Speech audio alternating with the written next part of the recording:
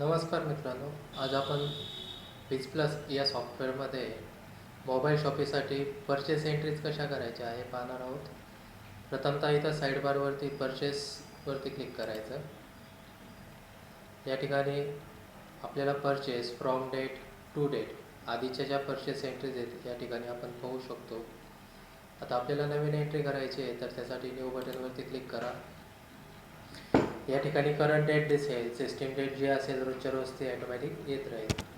त्यानंतर कॅशमध्ये परचेस असेल तर इथं कॅश सिलेक्ट करा. उधारीवरती खरेदी केलेली असेल तर क्रेडिट ऑप्शन सिलेक्ट करा. या ठिकाणी पार्टीज नेम विचारतो. आपण ज्यांच्याकडनं माल खरेदी केला आहे त्या पार्टीचं आपल्याला अकाउंट तयार करायचं आहे. जर समज या लिस्टमध्ये अकाउंट नसेल, नवीन अकाउंट तयार करायचं आहे तर F3 बटन प्रेस करायचं आहे. F3 प्रेस केल्यानंतर क्रिएट अकाउंट या फॉर्मवरती आपण येऊ. ज्या सप्लायरचं नाव आपल्याला इथे टाकायचं आहे त्या सप्लायरचं नाव इथं फिलअप करून घेऊया. समज रवी या शॉपमधून आपण माल खरेदी करतोय. त्यांचा मागच्या वर्षीचा जो काही क्लोजिंग बॅलन्स असेल, काही देणेदारी असेल तर ते अमाऊंट इथं आपण फिलअप करू शकता. नंतर इथं ॲड्रेस, सिटी, स्टेट, महाराष्ट्र स्टेटचा कोड आहे GST साठी 27. Mobile number, email address,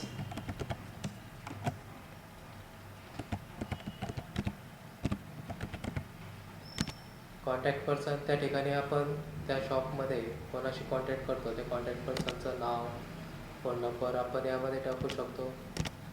सप्लायरचं bank account name, bank account number, त्यांना आपण कुठल्या नावाने चेक देतोय त्या चेकवरती काय नाव पाहिजे ते इथं नाव टाईप करायचं. पार्टी टाईप, या ठिकाणी विदिन स्टेट पार्टी असेल तर इथं विदिन स्टेट पार्टी सिलेक्ट करायचं. विदिन स्टेट कन्झ्युमर असेल, समज कस्टमर असेल, कस्टमरचा अकाउंट तयार करताना विदिन स्टेट कन्झ्युमर हे ऑप्शन सिलेक्ट करायचं. आउट ऑफ स्टेट असेल तर out of state business to business party, out of स्टेटचा कस्टमर असेल तर out of state consumer party असे ऑप्शन्स दिलेले आहेत. आता आपण रवीकडनं माल परचेस करतोय, विदिन स्टेट आहे तर within state business to business party हे ऑप्शन सिलेक्ट करूया.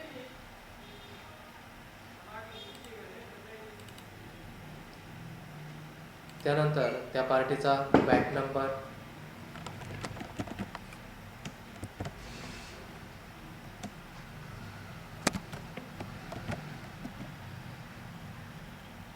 Pan number, CST number,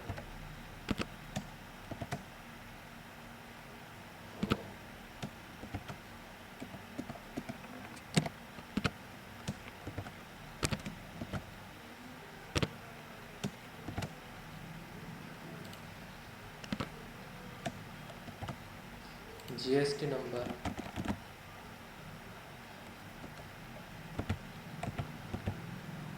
Aadhaar card number, dealer license number, या अशा पद्धतीने या ठिकाणी सर्व ऑप्शन्स भरून ते अकाउंट सेव्ह करायचं. ओके, ते नाव इकडे येईल, या लिस्टमध्ये दिसतंय आपल्याला. रवीवरती क्लिक करून एंटर प्रेस करायचं आहे. त्यानंतर परचेस टाईप कुठला आहे, इंटरस्टेट परचेस आहे, आउट ऑफ स्टेट परचेस आहे तर हे आपलं लोकल आहे, local business to business purchase. Bill number इथं ॲटोमॅटिक जनरेट होईल. ड्यू डेट, आपण किती दिवसांनी त्याला पैसे देणार आहोत, म्हणजे आपल्याला किती दिवसांचं क्रेडिट दिलेलं आहे सप्लायरने ती तारीख इथे टाईप करायची. समज 30/6. त्यानंतर इथं खाली आयटम्सची लिस्ट दिसते आयटम नेममध्ये. आता इथं 3 आयटम्स क्रिएट केलेले आहेत, परंतु आपल्याला यापैकी नको आहे, नवीन आयटम्स तयार करायचा असेल तर इथं F3 बटन प्रेस करायचं. या ठिकाणी आपल्याला तो आयटम नेम विचारेल. समज आता नवीन आपण मोबाईल घेऊया, सॅमसंग J5, शॉर्टकट की J5 दिली.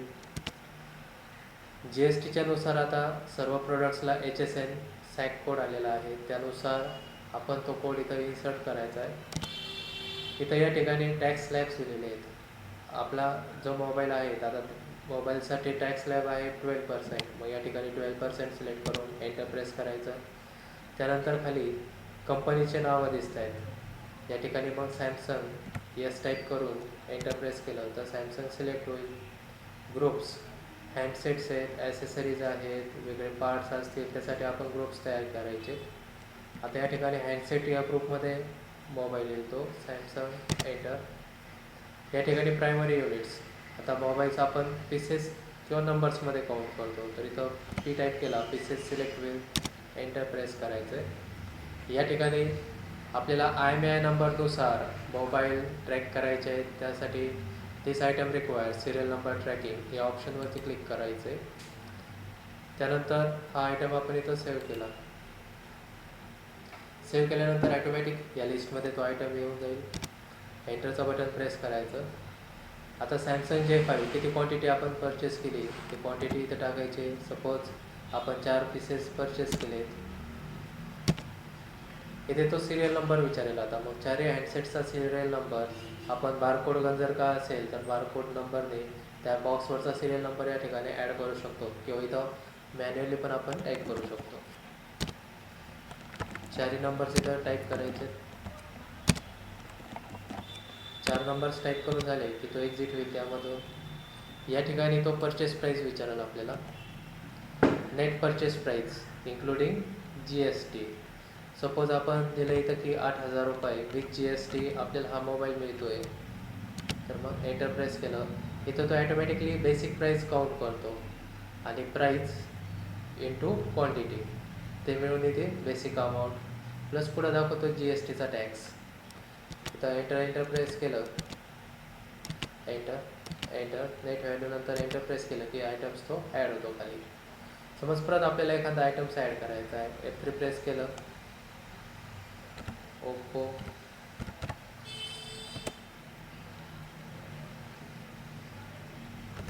O3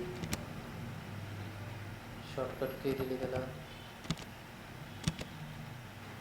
12% GST, company Oppo, group handset, primary unit pieces. इथं this item requires serial number tracking आणि सेव्ह केला तो आयटम. एंटर. 2 पीसेस खरेदी केले त्याचे. IMEI नंबर टाकला इथं. परचेस प्राईस F3 प्रेस करून समज 10,000 रुपये आपली खरेदीची किंमत आहे टॅक्स धरून. एंटर प्रेस करत जायचं. फक्त तो आयटम्स ॲड होऊन जाईल इथं. या ठिकाणी आपल्याला खाली काउंट दिसतोय की किती प्रॉडक्ट्स आपण घेतलेले आहेत. 2 प्रकारचे प्रॉडक्ट्स आहेत.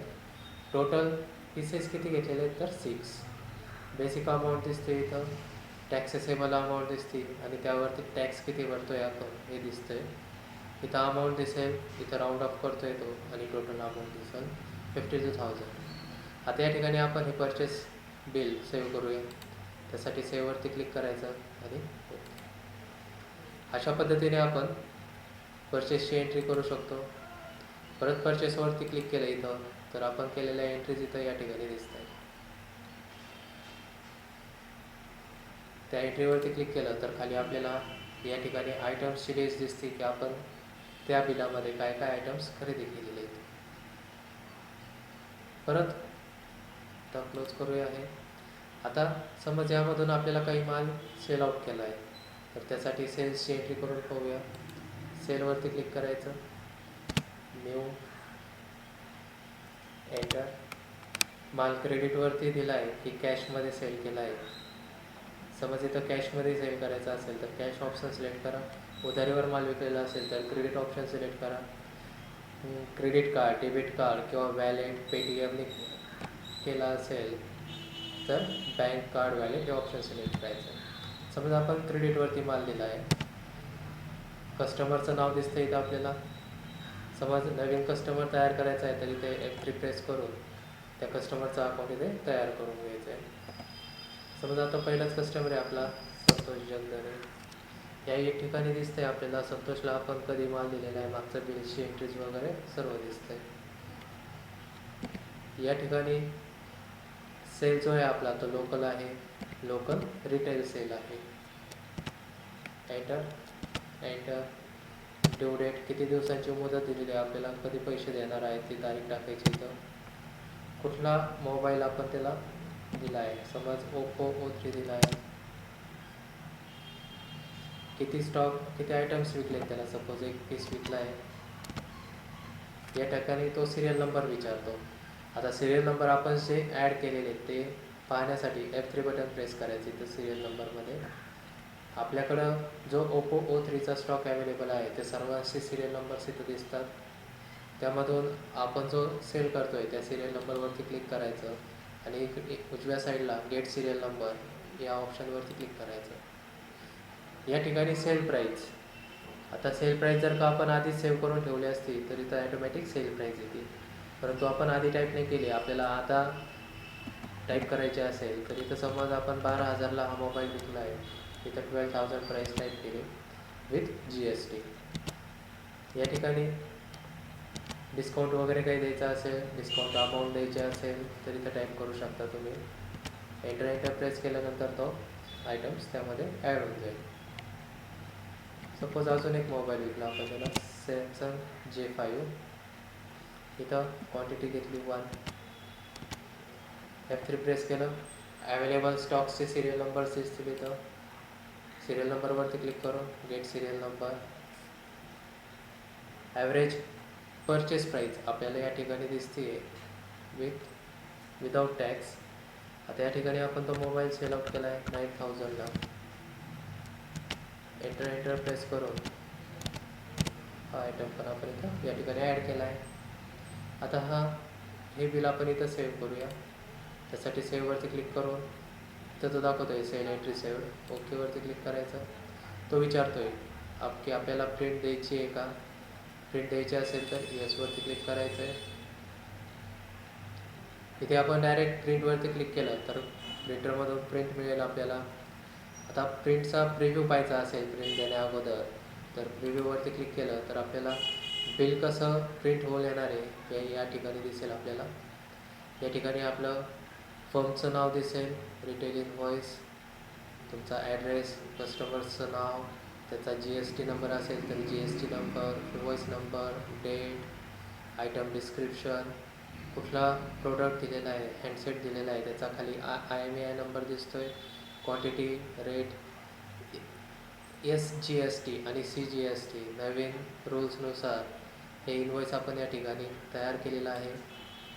खाली टोटल अमाऊंट, टॅक्स किती काउंट झालेला आहे 12%नी, टॅक्सेसेबल अमाऊंटवरती इथं टॅक्स अमाऊंट दिसते, basic amount plus GST amount, total amount बिलाची इथं दिसते आपल्याला. The amount inverse, grand total, अशा पद्धतीने हे बिल या ठिकाणी जनरेट होईल. हे क्लोज करायचं असेल तर क्लोजवरती क्लिक केलं. नंतर आपण हेच बिल आपण ईमेलने पण पाठवू शकतो. त्यासाठी ईमेल ऑप्शन दिलेला आहे. एक्सेलमधून द्यायचं असेल एक्सेल आहे. नंतर आपल्या कंपनीचं मॉम म्हणून एक ॲप येतं की ज्यावरती आपण बिल पाठवू शकतो. जर की कस्टमरने हे ॲप मोबाईलमध्ये असेल तर त्याच्या मोबाईलमध्ये पण त्याला हे बिल पाहायला मिळेल.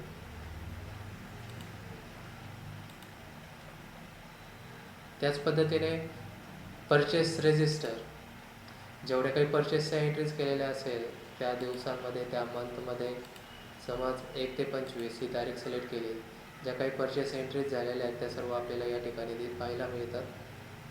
Total quantity, basic amount, total tax amount, sub total आणि नेट परचेस आपली. त्याच पद्धतीने सेल रजिस्टरमध्ये टोटल महिन्याचा सेल्स पाहायचा असेल तर 1 ते 25पर्यंत किती सेल झालेला आहे हे आपल्याला या ठिकाणी दिसेल. Basic amount, tax amount, sub total, net amount.